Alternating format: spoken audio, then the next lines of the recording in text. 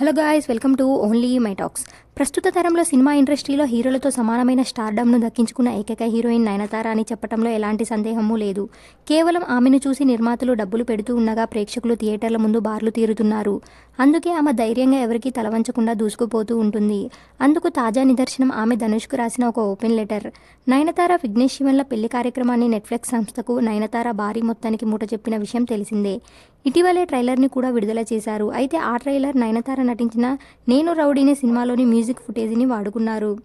దాంతో ఆ సినిమా నిర్మాత ధనుష్ ఏకంగా 10 కోట్ల రూపాయల దావా వేశాడు. ఆ విషయమై ధనుష్తో మాట్లాడడానికి నయనతార విఘ్నేష్ శివన్ ఎంత ప్రయత్నించినా కనీసం రెస్పాండ్ అవ్వలేదంట. ఈ క్రమంలో నయనతార ఇవాళ ధనుష్కి ఒక ఓపెన్ లెటర్ రాసింది. ఆ లెటర్ చదివిన తర్వాత చాలామంది విస్తుబోయారు. 3 పేజీల ఆ లెటర్ సారాంశం ఏమిటంటే, ధనుష్, నీ తండ్రి ఆశీలతో అన్న సహకారంతో పెద్ద స్టార్ హీరోగా ఎదిగిన నువ్వు ఇంత దిగజారుతావని నేను అస్సలు ఊహించలేదు. ఇండస్ట్రీ నుండి ఎలాంటి సపోర్ట్ లేకుండా ఎదిగిన మహిళను నేను. నా నెట్ఫ్లిక్స్ డాక్యుమెంటరీ నాకు ఎంత ముఖ్యం అనేది నీకు కూడా తెలుసు. కానీ నువ్వు కావాలని నా మీద పగతో ఆ డాక్యుమెంటరీ రిలీజ్ అవ్వకుండా అడ్డుపడుతున్నావు. 2 ఏళ్లుగా నీ నుండి ఎన్ఓసీ కోసం ప్రయత్నించినా నువ్వు అస్సలు పట్టించుకోలేదు. పైగా సినిమాకి సంబంధించిన 3 సెకండ్ల BTS స్క్రీన్ ఫుటేజ్ను వాడుకున్నందుకు ఏకంగా 10 కోట్ల రూపాయల దావా వేశావు.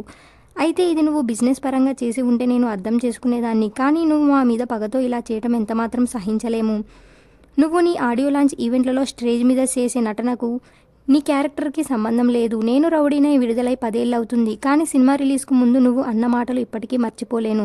అంతలా హర్ట్ చేశావు మమ్మల్ని. ముఖ్యంగా సినిమా విడుదలయ్యాక బ్లాక్ బస్టర్ హిట్ అవ్వడాన్ని నువ్వు జీర్ణించుకోలేకపోయావు. అప్పటి నుండి నా మీద, విఘ్నేష్ మీద రగిలిపోతున్నావు. ఇప్పటికైనా నీ నెగిటివ్ మైండ్ సెట్ నుండి బయటపడు. ఈ ప్రపంచంలో అందరికీ చోటు ఉంది. నువ్వు ఈ విషయమై నీ నెక్స్ట్ ఆడియో ఫంక్షన్లో ఏదో ఒక కవరింగ్ డైలాగులు వేసుకుంటావు. కానీ మనిషిలా మారి ప్రపంచానికి శాంతిని పంచు. నా నెట్ఫ్లిక్స్ డాక్యుమెంటరీని నువ్వు కూడా చూడు.